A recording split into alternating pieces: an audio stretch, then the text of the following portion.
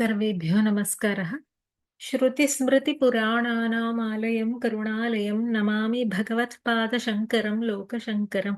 सर्वमङ्गलमाङ्गल्ये शिवे सर्वार्थसाधिके शरण्ये त्र्यम्बके गौरि नारायणि नमोऽस्तु ते। 50तमः श्लोकः। कवीनां सन्दर्भस्तबकमकरन्दैकरसिकम् कटाक्षव्याक्षेपभ्रमरकलभौ कर्णयुगलम् अमुञ्चन्तौ दृष्ट्वा तव नवरसास्वादतरलावसूया संसर्गादलिकनयनं किञ्चिदरुणम्। पदच्छेदः। कवीनां सन्दर्भस्तबकमकरन्दैकरसिकम् कटाक्षव्याक्षेपभ्रमरकलभौ कर्णयुगलम् अमुञ्चन्तौ दृष्ट्वा तव नवरसास्वादतरलौ असूयासंसर्गात् अलिकनयनं किञ्चित् अरुणम्। अन्वयः। हे भगवति, कवीनां सन्दर्भस्तबकमकरन्दैकरसिकं तव कर्णयुगलम् कटाक्षव्याक्षेपभ्रमरकलभौ नवरसास्वादतरलौ अमुञ्चन्तौ दृष्ट्वा असूयासंसर्गात् अलिकनयनं किञ्चित् अरुणम्। कटाक्षवर्णनमस्ति अस्मिन् श्लोके। दक्षिणवामलोचनापेक्षया ललाटलोचनस्य अरुणकान्तेः हेतुमाह। तृतीया ते दृष्टिर्दरदलितहेमाम्बुजरुचिः इति वर्णितमासीत्। ललाटस्थस्य नेत्रस्य आरुण्यम् अत्र उत्प्रेक्षते। हे भगवति, तव कर्णयुगलं, तव कर्णयोः श्रवणयोः युगलं युग्मं कर्णयुगलं किं विधमस्ति? सन्दर्भस्तबकमकरन्दैकरसिकम् अस्ति। केषां? कवीनां। कवीनां सन्दर्भस्तबकमकरन्दैकरसिकं तव कर्णयुगलम्। कवीनां कवीश्वराणां वाल्मीकिव्यासप्रभृतीनां सन्दर्भस्तबकमकरन्दैकरसिकम्। सन्दर्भः काव्यसन्दर्भः सः एव स्तबकः पुष्पगुच्छं।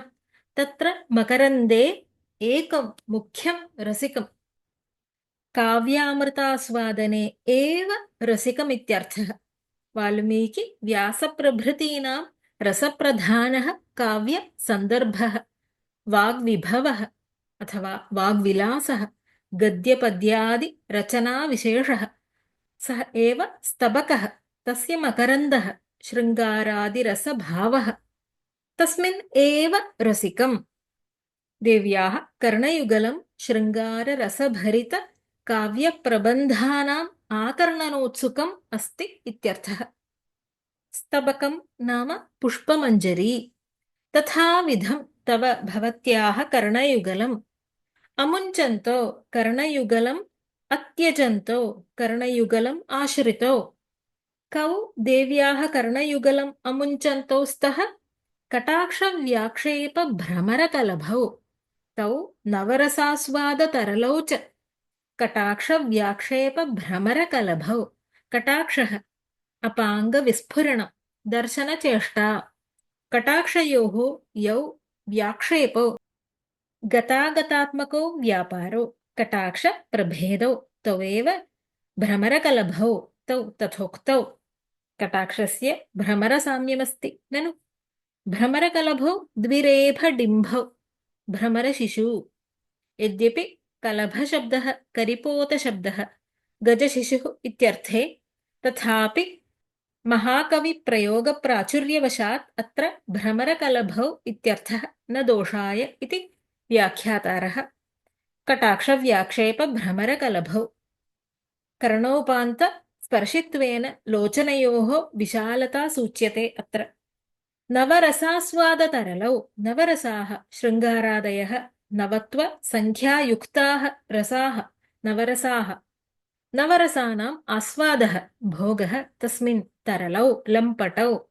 शृङ्गारादि रसानाम् आस्वादने अतिचपलौ। कटाक्षव्याक्षेपभ्रमरकलभौ तव कर्णयुगलम् अमुञ्चन्तौ दृष्ट्वा अमुञ्चन्तौ रसास्वादलम्पटतया कर्णयुगलम् अत्यजन्तौ दृष्ट्वा श्रवणपर्यन्तगामिनो सन्तौ नेत्रभ्रमरकलभौ कर्णयुगलम् आश्रितौ दृष्ट्वा आलोक्य देव्याः नेत्रद्वयं सदा रसानास्वाद्य कर्णोपान्ते स्थितं दृष्ट्वा देव्याः नेत्रद्वयं विशालम् इत्यस्मात् निरन्तरं कर्णसमीपं तिष्ठति। महाकवीनां रसात्मकानि काव्यानि निरन्तरं शृणोति। तृतीयं नेत्रं तु दूरतः अवमानितः इव तिष्ठति। तृतीयस्य नयनस्य ऊर्ध्वस्थितत्वात् कर्णपर्यन्तं गन्तुं न शक्यते। अतः असूया संसर्गात् असूया ईर्ष्या तस्याः संसर्गः सम्बन्धः तस्मात् असूयया रोषस्य सम्पर्कात् अलिकनयनम् अलिकं ललाटं निटिलनेत्रं फालनयनं ललाटस्थितनयनं वह्न्यात्मकं नेत्रम् अग्निनेत्रं किञ्चिदरुणं किञ्चित् कोपादिव अरुणं परोत्कर्षासहत्वात् अलिकनयनं किञ्चिदरुणं रक्तवर्णं जातं। परगुणेषु दोषाविष्करणम् असहिष्णुत्वम् असूया तद्वशात्। व्यासवाल्मीकि पराशरप्रभृतयः महाकवयः अहर्निशं नवरसप्रधानं स्तुतिप्रतिपादकं सन्दर्भं भक्तिपूर्वकं पठन्ति। परमेश्वरी तु भक्त्या उपपन्नानां तेषां स्तुतिं सादरं शृणोति। रसप्राप्तिकामनया कर्णम् आश्रित्य कटाक्षौ तिष्ठतः इति अलिकनेत्रस्य अहं तु दूरे इत्यसूया। नयनत्रयमध्ये द्वयोः अमृतपाने सिद्धे एकस्य नयनस्य असूया युज्यते। समानेषु केषाञ्चित् सौख्यलाभे तत्समानस्य अलब्धसौख्यस्य असूयाभावः प्रसिद्धः खलु। स्वस्य ऊर्ध्वस्थितत्वेन कर्णयुगलसमीपं गन्तुम् अशक्यत्वात् तत्पर्यन्तगामि नयनद्वये ईर्ष्यासंयोगात् अलिकनयनं किञ्चित् रक्तवर्णं जातम्।